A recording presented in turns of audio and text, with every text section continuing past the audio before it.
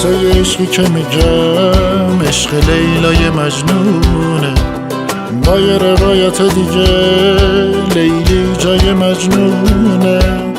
مجنون سر عقل اومده شده آقای این خونه، تعصبای دندگیش کرده لیلی رو دیوونه. اما لیلی بی مجنونش دق میکنه میمیره، با یخم کوچکم دلش ماتم میگیره. میگه باید بسازه این مثل یه دستوره، همین یارا مونده واسش چون عاشق مجبوره. زوره عشق تو زوره، احساس همیشه کوره. هر جا خودخواهی باشه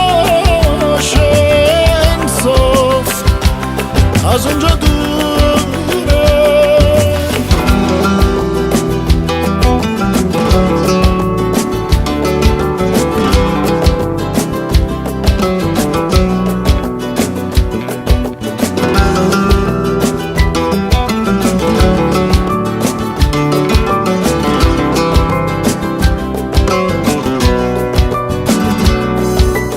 عاقبت لیلی ما مثل گلهای گلخونه، تو قاب سرد شیشه‌ای پژمرده و دلخونه.